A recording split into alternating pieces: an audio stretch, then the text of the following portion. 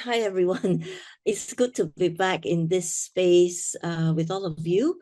I will try to speak as slowly as I can, but that sometimes is a problem for me. So before we start, as I was preparing for this session, I went into the website for U School, and I realized that the documents that were given to everybody for Case Clinic has been updated by the school, and it looks like this for this particular portion, which I want to share before I start the PowerPoints. Can you see my screen?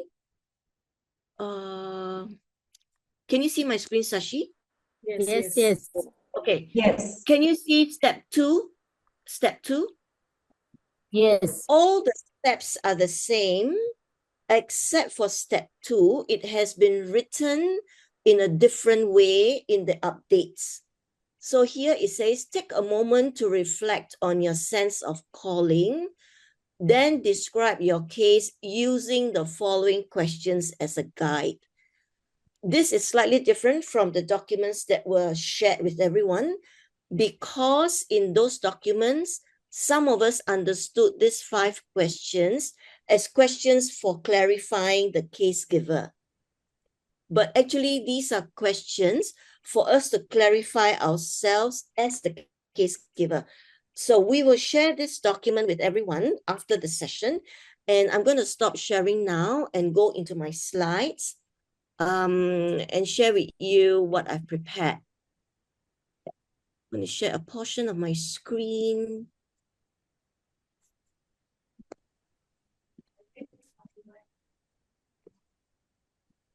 Okay, can you see my slide? Yes. Okay. Yes. I'm going to share, and I can't see, I can see the chat box here. Let me see. Okay, if I speak too fast, someone please interrupt me and say, please slow down. And if you have any questions, I'm going to stop after each major section so that you can ask questions, okay? So I'm very happy to be here with everyone to share on the coaching circle. When I listened to what you took away from Pattaya, I was thinking to myself, oh, I don't have to share anymore, because the responses were really, really very good, no? And then I read, what are we struggling with? Then I realized maybe what I will be sharing will help us to understand coaching circle better, the levels of listening, the fields of conversation, etc., etc. So the slides, you don't have to worry, we'll make it available to everyone. And we will also put the recording of this session in the YouTube channel. So let's move on. Okay. So what is the coaching circle? I've taken this part from the document itself. It's a peer coaching process designed to identify innovative solutions and next steps for addressing a pressing and immediate leadership challenge. So what does this mean in the way you and I speak? In simple terms, it means a coaching circle is a group of peers, which means everyone is on equal footing, who help each other find new ideas and next steps to solve an urgent leadership problem. This means that there's no hierarchy in the coaching circle. We are all equals coming together to help the case giver solve a leadership problem. There are some important things to note in a coaching circle. First, it is a safe space. It's an environment of trust. What is shared in the coaching circle remains in the coaching circle. The story that the case giver shares cannot be shared outside of the group unless you have the permission of the case giver. Okay? It is a safe space of positive energy, mindfulness, and deep listening. It's also very important, just now when we heard, what are you struggling with? Many people shared time, they're struggling with time. For a coaching circle, it is so important to allow time. Try to prepare yourself 10 or 15 minutes before your group meets to calm down, to put yourself into the presence of entering into the space of the coaching circle. Put aside your work, whatever that preoccupies you at that moment. if you rush if you rush from a meeting, straight you go into a coaching circle, you'll find that it's very difficult to be fully present to each other. And always have your journal with you. If possible, I encourage you to use the same journal that you got in Pattaya. Maybe you can add on a new journal if the journal is if the page is finished. Journal your growth month by month so that you can see from Pattaya up to December what your journey has been. And please choose a quiet place to take your Zoom call. A place with minimal distractions. This is so important. We have seen in coaching circles where people are moving at the back, where you don't have a space to actually converse confidential matters. Find a space where you can speak in private. You know, if you go to a common space in your office or at home where people can hear your conversations, where you'll be distracted by your own community members or your colleagues or your family members, then it'll be very difficult to enter into the coaching circle. So let's move to the next bit. This is the scenario of a coaching circle. These are the members in it. You already know about this. So in some circles, you have 6 members, some there are 5 members. I would like to begin this whole session with the 4 levels of listening. Just now, we also heard that sometimes we find it difficult to actually do deep listening. I want to bring your attention to the column on the left. The column on the left, you will see a circle with a red dot. The red dot represents you and I. I will explain what this means as we move along. The circle represents us, okay? And that boundary, which is each one of us. So if you look at level 1 listening, level 1, the first line, no? The red dot is right in the middle of the circle. This means that our attention is on ourselves. So at level 1 listening, we listen from habit, from what we already know. We are confirming our own old opinions. Level 1 listening. Let me give you an example. Teacher A says, I'm really struggling with classroom management. So she's talking to teacher B, okay? Teacher B responds with her own habitual thought. Aya, teacher A always has issues with classroom management. And then teacher B doesn't go into conversation with teacher A. At the second level of listening, which is factual listening, you can see that the red dot has moved to the boundary of the circle, meaning we have moved to the periphery of who we are. We have suspended judgment, and we are opening up our minds. And we are saying, maybe let me be curious. Let me be curious. What is it that this teacher A is trying to say? So we are going into facts. We are using our mind, okay? Open-minded, we're asking for new data. It is a position of curiosity. So teacher B will ask teacher A, can you tell me about what is happening in your classroom? Teacher A describes the incidences where students are not listening to instructions. Teacher B listens carefully without making assumptions or offering solutions. She just listens. At the third level of listening, the red dot is now outside the circle. That means we are consciously moving ourselves and entering into the space of teacher A. Okay, that means teacher B is moving from the habit of listening, which is level 1, level 2, and moving into the space of teacher A. This level is known as the empathic listening. It's listening from within. Teacher B notices teacher A's frustrations and says, it sounds like you are feeling overwhelmed and stressed by these challenges. This must be really tough for you. This shows an understanding and empathy for teacher A's feelings. At the final level 4 listening, you will see that the red dots, instead of just 1 red dot, you have 5 red dots. assuming there are 5 people in your group, okay? At the level 4 listening, teacher B can suggest, let's brainstorm some strategies together. Maybe we can come up with new ways to engage the students and manage the classroom more effectively. They work together both teacher A and teacher B now work together to create new ideas and solutions. You can see that the red dots are talking to each other like your coaching circle. It shows people listening and connecting to each other. So this relates to the levels of listening, which is how individuals, that means you and I, how we listen to each other. Let's move on to the fields of conversation. So if you look at my slide, levels of listening relates to the individual. If we look at fields of conversation, at the top, you will see in the orange bar, fields of conversation relates to the group. And you already understand downloading, debating, dialogue, and collective creativity. We've heard this in Pattaya so many times. I would like you to look at the similarities between the levels of listening and the fields of conversation. Okay, if you're listening from level 1, from your habitual listening, you are downloading. That means, yes, you're not engaging in conversation.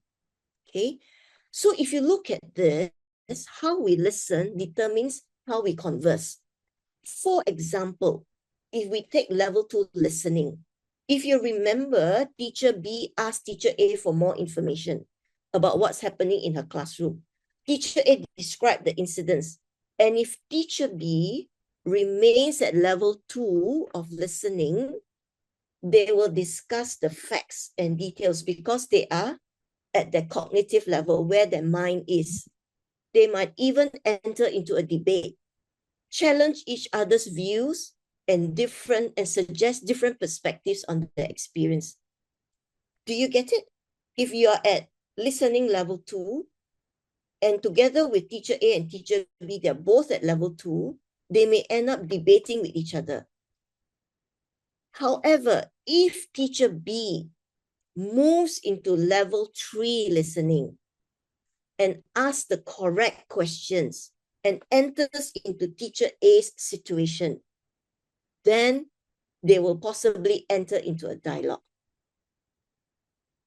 And if they are able to go into level 4, teacher B is able to go into level 4 and invite teacher A and says, let's come together and see if we have a solution. Then they may possibly go into collective creativity. Now, you and I know how many times we've been in meetings, in group discussion, before we can even finish speaking that one sentence, somebody wants to interrupt us already. Okay? If you listen, if you have scenarios like that, you will know where the level of listening is, what kind of mindset is being practiced when there's a debate. However, if the person moves to level 3 or level 4 listening, you will also know that the mindset has moved from a growth mindset. And at level 4 listening and collective creativity, we are asking questions. We are not offering solutions. We're saying, how can we move? What can we do together? So when we reflect on the levels of listening and the fields of conversation, we can see how mindsets are at play. You can see fixed mindsets at levels 1 and 2 and downloading and debating. And you can see in levels 3 and 4, you can see the practice of growth and benefit mindset in dialogue and collective creativity. I will pause here for a moment and see if you have questions. Okay, because I think this is important. It sets the pace, it sets the platform for your coaching circle. All right, I'm going to pause here. Please feel free to share, or if you want me to stop sharing screen, I can also do that. You can type something into the chat group if you want to.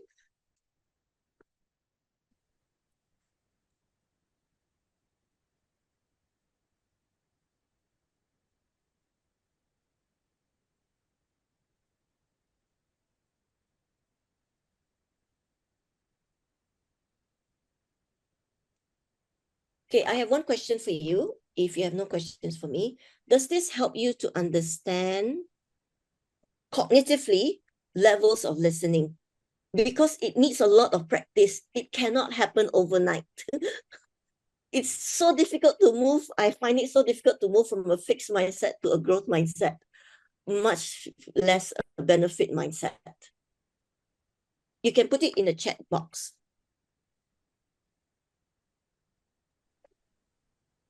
Teresa, I have a question or more of a Okay. comment.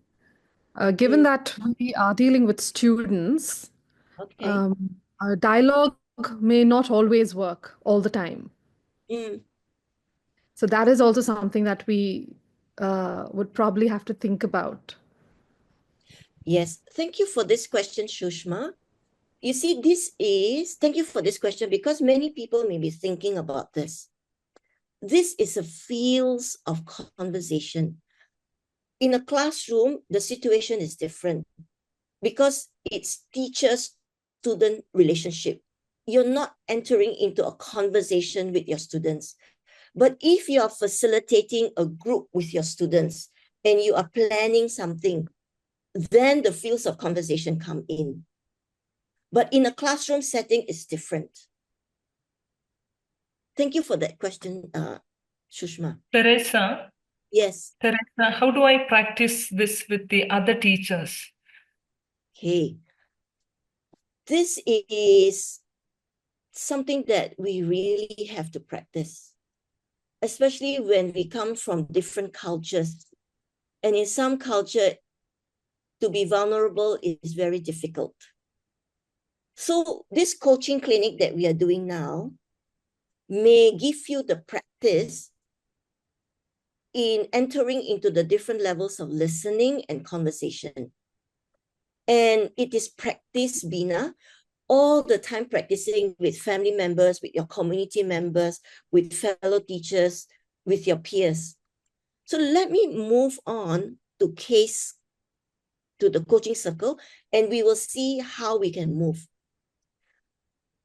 I want to start with the case giver.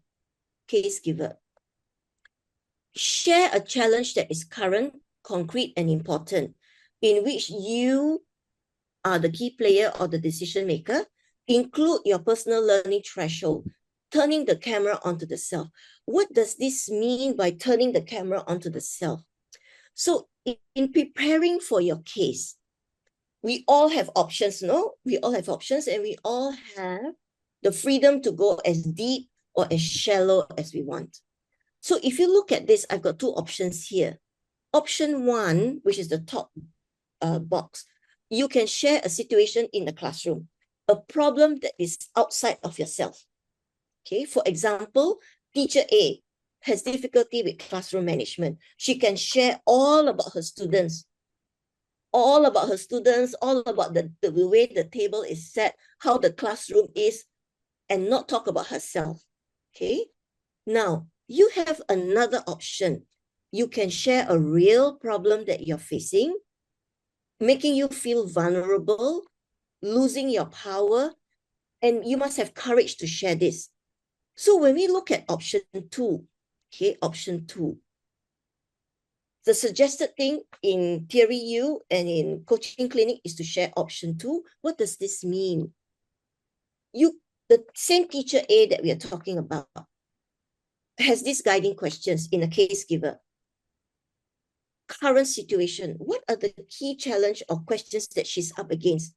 She may say, I'm having difficulty managing my classroom.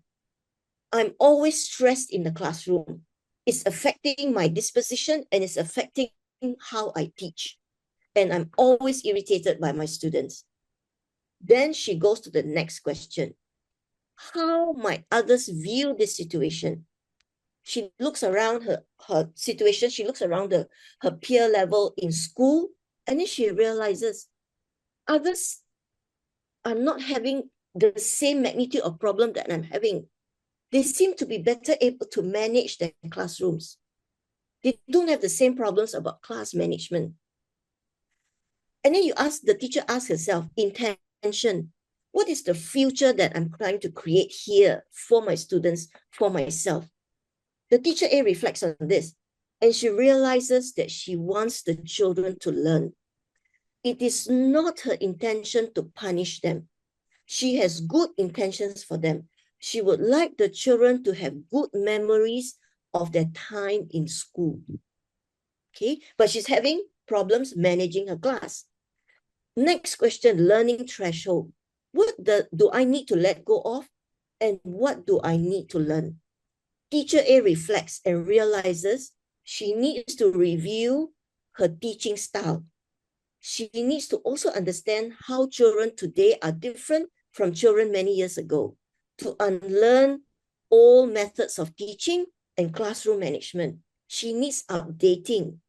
Now, for all case givers, this part is the most important for you, because if you don't come to a learning threshold, there is no solution to give.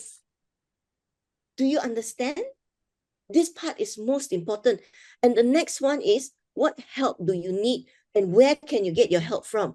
The last point, teacher A identifies where she can obtain input or help, perhaps from her supervisor, other teachers, or from external causes. Now, for the case givers, I encourage everyone, all of us will be case givers, the opportunity to use the coaching clinic to look at ourselves and to share in this safe space with your peers to try to find the solution together and to practice the levels of listening and the fields of conversation. I will pause here for a moment. Does anyone have any questions at this point for case giving? Because you have already done your coaching circle, you may have some realizations in the type of cases that you have shared.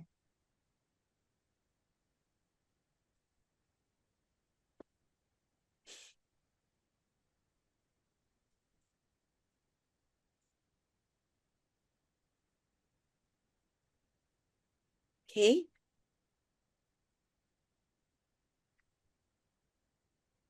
Is everyone okay with this? Just show your thumbs up. Sashi, can you just look at the screen? If Yeah. you don't Yes, have any yes. thumbs down, I can. No, I no, can it's stop. okay. It's okay. It's okay? All I right, think let me move Teresa, on. I think Yes, Teresa, I go ahead. just want to share here that when, as a case giver, we are sharing, it's most natural sometimes to find a situation in the classroom rather than, move to the real uncomfortable situation where we are feeling vulnerable. So Yeah. that's a big, I'm sure that it's a realization for many of us that a real case option would be shifting to a one where we are having the courage to be vulnerable. Thanks, Teresa. Yes, and it's difficult to enter into a vulnerable space, and to share. Sometimes we find that we have power because we have had so many years of teaching, and we think that our many years of teaching, we are already very well versed in this, without realizing that sometimes we need to update ourselves. Okay, so let's move on to coaches. Okay, so in here I end with, the case giver is the ultimate key decision maker, not the coaches. So we will look at what the coaching role is. Okay, so for coaches, okay, you don't try to fix the problem by offering advice. You are not solution giving. You're not solution. So coaching is very different from counseling, and it's very different from trying to find a solution. Okay, all you do is just listen deeply and ask clarifying questions when the case giver ends.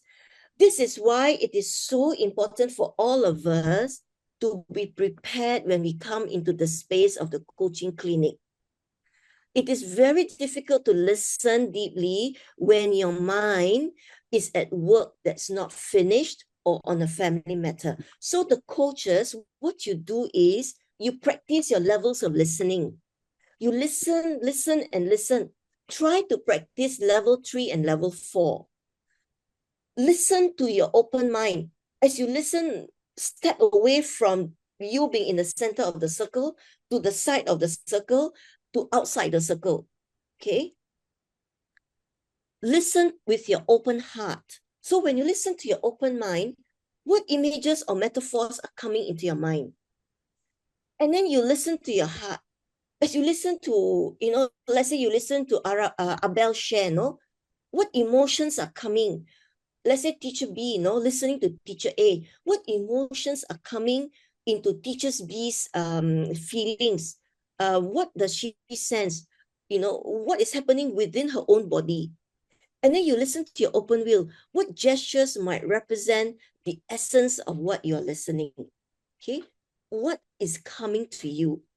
And in the stillness of the 2 minutes after you have asked clarifying questions of the case giver, in that 2 minutes, what the coach does is you focus on the images, the feelings of the gestures that comes to mind when you were hearing the story.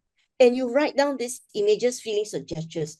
It doesn't matter if you only have a feeling, and the feeling could be, I'm very disturbed. Inside my heart, it's all going all over the space, my heart space, and I'm feeling very disturbed. Or if you feel something like, I'm feeling very warm.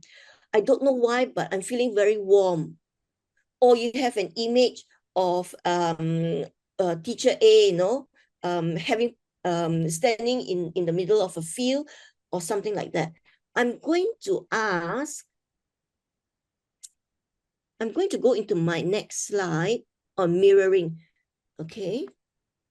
In mirroring, you share the image, feeling, or gesture. And I know when we had some check-ins, many people are saying it's so difficult to do mirroring. It's so difficult to identify feeling, gestures, and images. So at this point, when you are in the case clinic and you're listening, whatever comes to your mind, you write down. It doesn't matter if it doesn't make meaning to you, okay? Don't put a meaning to the feeling, image, or gesture that you have. Share it as it is. Share it as it is to the case giver. Okay, share it as it is. At this point, and this is your gift to the case giver, okay? This is your gift to the case giver. I'd like to stop screen sharing for a moment and just ask some from the team to share possible images, feelings, or gestures that come to you when you enter your own case clinic.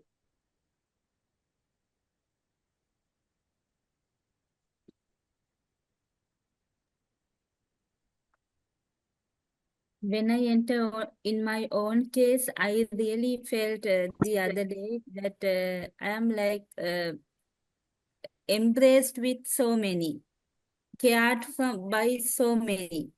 And there's my view also is a point for the group. So it's for me, the image came with like caring and embracing with so many. Thank you, Situmini. Now, Situmini is sharing from the perspective of a case giver. I would like to invite coaches to share images, feelings, and gestures, not from the case giver, from the coach.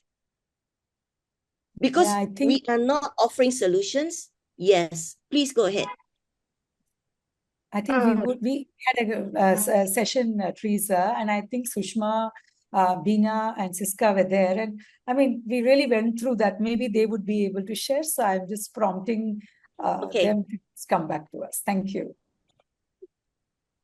One of the images that came or gestures rather, in our coaching circle was this, holding hands. Okay. The coach, and we, this was one of the gestures that came along. Okay, thank you. Thank you, Sushma. Anyone else? One was of, can you see me? So frightening, Yes. like, I don't know how to go ahead, that kind of a feeling, image. Okay, so, yes, so Bina, I just want to ask you, you had 2 things just now, and you had 3 actually. You had an image, you put your hand on your head. Yeah. Okay, and the feeling that you had was frightened, not knowing how to move ahead. So just based on these 2 that we have just heard, Can you see how Shushma and Bina just stopped there? That means they just shared this and Bina shared this. And it is up to the case giver to make meaning of the gesture, the feeling, and the image. Do you understand? That means whatever you are experiencing as a coach, when you're listening to them share, if this comes to mind, you write down what it comes to mind. And when it comes to mirroring, you just share this back to the case giver. Because it is up to the case giver, who is the key decision maker, to make meaning of the gestures, feelings, and images that you are sharing. Okay? And this is your gift to the case giver. All right?